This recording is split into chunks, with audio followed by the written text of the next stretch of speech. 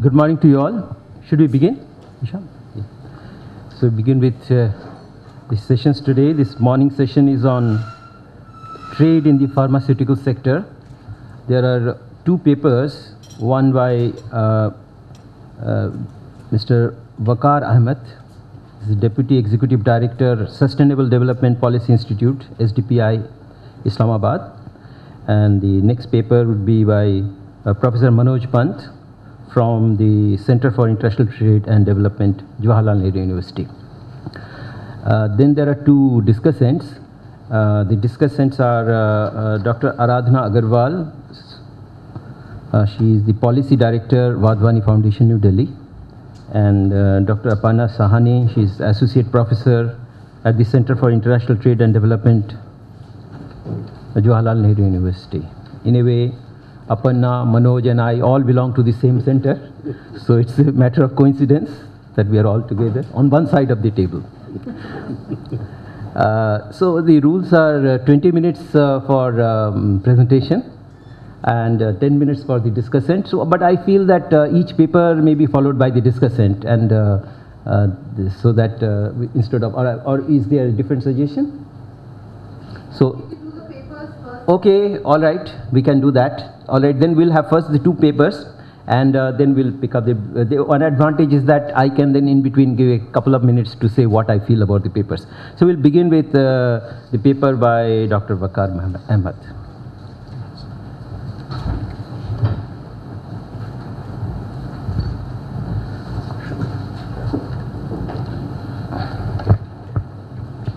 Thank you, Chair.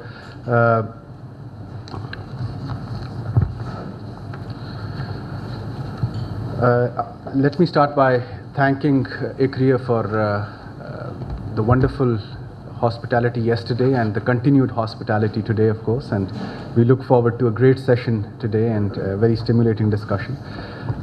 This work is, of course, work in progress, and we wanted to present it over here at a time when we had some views on this subject. And we started off by looking at the macro level impacts of liberalizing pharmaceutical trade with India, assessment of apprehensions of the pharmaceutical manufacturers, supply chain cooperation or the possibilities towards it, and the prospects of cross-border investment and trade nexus in the pharmaceutical subsectors. In case of Pakistan, the pharmaceutical industry has really grown. It is the 10th largest in Asia-Pacific region. It has posted an impressive growth of 17% during 2013, which is actually more than the average global pharmaceutical growth rate of 8%. Pakistani products are being exported to multiple European markets, which happen to be the key destinations apart from Afghanistan. However, the share in global pharmaceuticals trade still remains low, and in very narrow subset of pharmaceuticals. India and Pakistan both are major manufacturers, India being the third largest, but the trade share in the global trade is dismally low, actually. The structure of industry in Pakistan has really sprung up in the past 2 decades. From 5 manufacturing firms in 1990, the sector has grown to around 800 firms in 2012. 780 firms are domestic, the rest are multinational companies, and these MNCs have a share of 53% in the pharmaceutical market. The domestic production meets 80% of the local demand, and the 20% of the demand is being met by imports from US, UK, Germany, Switzerland, Japan, Netherlands, and France. Around half of this 20%, we would argue, can be fulfilled by India. This import demand can be fulfilled by India, and we'll show the complementarities in this sector.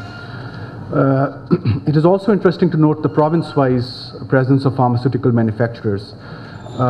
One sees that when we talk of the supply chain cooperation, it is the Punjab province that is more upbeat, given the presence of local manufacturers, greater number of local manufacturers in the Punjab province. It is also the proximity and the geography that acts as an underlying reason for that to happen, and of course the land route trade at the Wagha Atari. The exports in our case, as I told you in the introductory slides, haven't actually picked up. It's the blue lines on the slide. They haven't picked up as intended. One of the key reasons cited by the pharmaceutical industry and was also presented by Dr. Turab yesterday has been the rising cost of production, regulated prices which don't act as an incentive to scale up the economies of scale. But the imports have certainly gone up, and there are substantial amounts of savings that one can look at if these imports are actually diverted from the expensive countries towards South Asia, actually. The share of pharmaceutical exports in the total exports of Pakistan has only grown slightly. It is still under 1%. It's a decade-wise story that you see over here. It hasn't grown much over the past decade. The import demand, however, has been more of on a need-based basis. It has also been dictated by shortages. So, for example, things like dengue fever, or whenever you have catastrophes of the sort, you end up importing on sporadic basis in high quantum. The major pharmaceutical trade partners of Pakistan in case of exports, of course, Afghanistan currently stands as one of the leading export destinations for Pakistani pharmaceuticals, followed by countries which have given preferential access to Pakistan. So, for example, with Sri Lanka, we have an FTA which facilitates our pharmaceutical entry in that country. Or in case of our import, it is mostly the European countries that are suppliers. It is also interesting to note that India is now in the top 10 Pakistani export destinations, although the volume and the value is still not very large, but it has made it to the top 10 export destinations of Pakistani pharmaceutical sector. What we are exporting to India in terms of the overall share of exports to India is still under 1%. It's not a very healthy figure. And same goes in case of India. It's around 1.3%, their overall share of pharmaceuticals in the exports to Pakistan. If one looks at the negative list, there are 49 items from the pharmaceutical sector with restrictions or imports from India, compared to 428 items from the pharmaceutical sector in India's negative list. So there is an argument here that while both countries have a restrictive regime, India's is relatively more restrictive than Pakistan, actually. And I'm talking about those items directly falling under Chapter 30. The pharmaceutical items in the negative list for India are actually start from fairly rudimentary drugs that are required on a day-to-day basis, and end up going into the advanced categories as well. And some commonly known items are listed over here, which are on the negative list, Pakistan's negative list for India. But given that there is price differential, which we have noted in the markets, and I'll repeat over here what I repeated yesterday, that the effective prices are different from the stated prices. This actually fuels the consumer demand on the Pakistani side, and Indian pharmaceuticals come in big ways through informal means, and the informal flow of pharmaceutical items from India has really picked up in the past 2 to 3 years. You commonly see Indian medicine in Khyber Pakhtunkhwa as well as in Lahore city. We did survey 19 markets in which you could find these medicine, and we have listed these medicines which could be found off the shelf in Khyber Pakhtunkhwa's markets. Now, the routes can of course differ. They are important in bulk in personal baggages as well, but a large quantity of this comes from Afghanistan. There's a loose border that Afghanistan and Pakistan enjoy, and which allows easy entry of these medicine. Given the price differential, we did observe doctors in Peshawar giving prescription of Indian medicine as well, because these could be found easily. And this informal trade, another reason for it, of course, happens because of the high tariff and non-tariff barriers to trade in this sector. In case of Pakistan, for example, India imposes a basic duty of 12.5% with other additional duties, including the CVD and the special CVD. Unlike Pakistan, in India, there is no central regulatory body for pharmaceuticals in India, so you end up talking to state level authorities. And when you talk of the state level authorities, the state-specific levies are not accurately documented and updated. There's the frequent revisions that needs to be documented. Pakistani pharma sector also informed us that their drugs are subjected to a more detailed testing and registering with the Drug Central Control Organization, which is central at the policy level but not at a legislation level. The standards control are relatively strict for Pakistan and Pakistani manufacturing units, and of course this is for the Pakistani manufacturers, not for the Indians, that Pakistani manufacturers still need to acquire the FDA approval, which is of course a hindrance when it comes to exporting to India. There are quite a few Indian manufacturers in India who are supplying in the Indian market who also don't have FDA approval. But this is a requirement for the Pakistani manufacturing units. When one looks at the comparative advantage, it's really when you sort of go at a very disaggregated level while computing the RCAs that you start looking at some complementarity that can be found in this region. But even if you look at 6 digits and beyond, the sort of classification in which you see the comparative advantages are still very similar. And one really needs to go beyond the trade argument if cooperation in this sector has to take place. And this is where the story about investment cooperation as well as the supply chain integration comes in. India exports only half of the pharmaceutical products which Pakistan imports from the rest of the world. So people could argue that there is low trade complementarity between the two countries in this sector. But the supply chain integration through the presence of MNCs on both sides has certainly been documented in the recent literature. And in this case, Pakistan was found to be more interested, and this is after India allowed foreign direct investment from Pakistan. There was a perception survey that was held, and it found out that Pakistani manufacturers of pharmaceuticals would be interested in investing in India in alternate medicine, plant biotechnology, veterinary medicine, and surgical goods, things where Pakistan has comparative advantage. Indians, Pakistani side would be seeing or at least wanting investment in case of design, R&D infrastructure, process intensification technologies, and local pharmaceutical manufacturers were looking forward to it. There were at least 2 who identified that if FDI from India was allowed in process intensification technologies, they would be welcoming it. This heavy technical support from diaspora of Pakistan and India in this sector, this diaspora that links Pakistani trade as well in the exporting markets in EU and the US.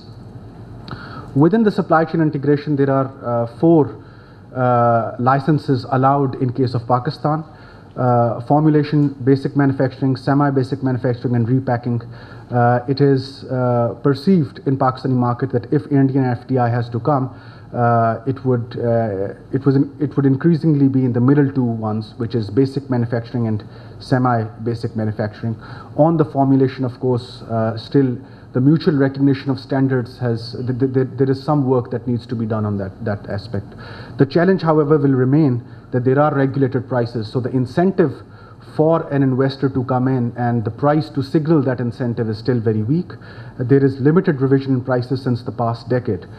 So until 2011 and 10 years prior to that, there hadn't been any revision in the prices. There is some revision in case of life-saving drugs now.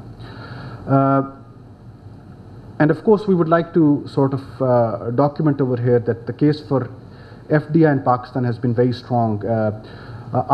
Since 2009, there hasn't been strong FDI in this sector. In fact, it has been on a very downward scale. And given that Pakistan has no restrictions on Indian FDI or the repatriation of profits, it can lend India sort of double dividends, because it can be the repatriation of profits as well as custom-free entry of native raw material, because it will be an Indian joint venture that will be importing their raw material into Pakistan. In terms of the way forward, and this is my last slide, of course, we believe that there is a case that Pakistan can further liberalize trade in pharmaceutical items for India. The Chinese medicine are already in Pakistani market since we signed an FTA with China. Pakistan's generic medicine, which are exported to 18 countries, are already competing with the Indian medicine. So there is these two compelling arguments to sort of open up and liberalize the trade further in pharmaceutical sector with India. Import of Indian pharmaceutical intermediate inputs, and this is where pharmaceutical sector had a consensus on, that intermediate inputs, medical equipment, packaging, machinery, and medicines not manufactured in Pakistan can be readily struck off the negative list. And Indian joint ventures with Pakistan can help later in achieving the FTA compliance. In Pakistan currently there is no pharmaceutical that has FTA compliance, whereas in India there are 72 entities with FTA compliance. So I'll stop over here. I'm hoping that I'm within my time limit. Thank you. Thank you, Dr. Ahmed. You are well in time. Now I invite Professor Manoj Pant to make his presentation.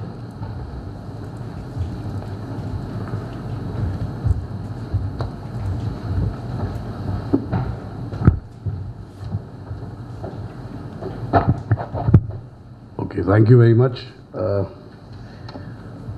Well, first, of course, let me thank the Pakistanis for the excellent hospitality when we were there in November. It was my second visit, and it was even better than the first. And this time, in fact, there was a personal friend who took me around and showed me all the prohibited and non-prohibited sites, which was great fun, actually. Almost like a reporter. It was great fun. I must say, it's one of the nicest places I have been to in my travel career. Okay, now the problem in looking at pharmaceuticals, or in fact any issue related to trade between India and Pakistan, is there's very little data. There's extremely limited data. Now, what we have done, and let me of course thank Devyani, who did a lot of my former student and now RA at ICRIA, did really most of the dirty work for this paper. What we've tried to do is we've tried to see whatever we could get from the ComTrade database. It's not the best, it doesn't compare with local data, but we didn't have local data. So we actually do 4 things here. We first look at the changes in the pharma policy and contrast between India and Pakistan. We then look at some indicators of what's happening in trade. I said, you must take all trade data with a pinch of salt. It was only, I think, in 2012 that we in fact moved away from the positive list approach. Now, the positive list approach is not the best way to promote trade, as we've seen in the case of the world and services.